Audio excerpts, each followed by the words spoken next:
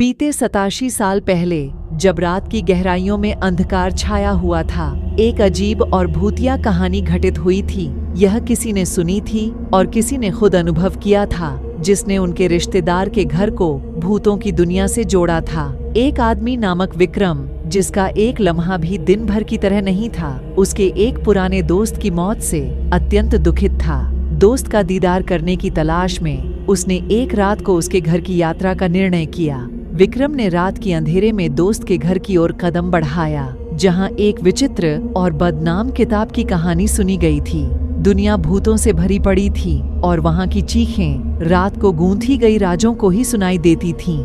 विक्रम ने बिना किसी डर के उस अनजान घर का दरवाजा खोला और धीरे धीरे उसके अंदर कदम बढ़ाया। सुनसान और बिल्कुल चुप था, जैसे कोई आत्मा ही वहां बसी हो। एक विचित्र रोशनी ने उसकी नजरों को गहरी अंधकार से बचाया, जिससे वह अपने दोस्त के रूप में खड़ा हुआ पाया। दोस्त का चेहरा सफेदी से भरा हुआ था और उसकी आंखें विक्रम की ओर तेजी से जोर से मुस्काईं। "तू यहाँ क्या कर रहा है?" दोस्त ने कहा, लेकिन उसकी आवाज बड़ी अजीब और अनर्थक थी, जैसे कि कोई अन्य शव उसकी आत्मा के रूप में उससे बात कर रहा हो। विक्रम के सारे प्रयासों के बावजूद दोस्त का रूप बदलकर कुछ और हो गया। उसकी आंखें लाल हो गईं और उसकी मुस्कान एक भूतपूर्व दुनिया की डरावनी छवि बन गई थी। "तू मेरे साथ क्या कर रहा है?" दोस्त की आवाज एक रोंगटे खड़े कर देने वाली थी और विक्रम को बिल्कुल समझ में नहीं आया कि कैसे उसके दोस्त की मौत के बाद उसका रूप इस तरह बदल गया।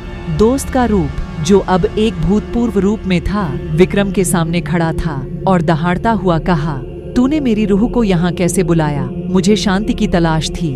विक्रम ने कहा, "मैं तुझे मिस कर रहा था और सिर्फ तेरे साथ कुछ समय बिताने का इरादा था।"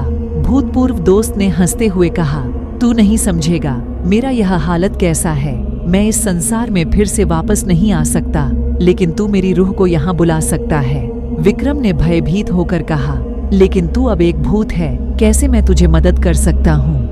भूतपूर्व दोस्त ने उसकी आंखों में देखा और कहा, "तू वही दोस्त है जो हमेशा मेरे साथ था। अब मेरी आत्मा को शांति मिलेगी तेरी मदद से।" विक्रम ने दोस्त की आत्मा को शांति देने का निर्णय किया और उसकी मदद करने के लिए सभी उपायों का उपयोग किया। धीरे धीरे उसके दोस्त की आत्मा शांति प्राप्त करने लगी और एक प्रकाशमय स्थिति में विलीन हो गई।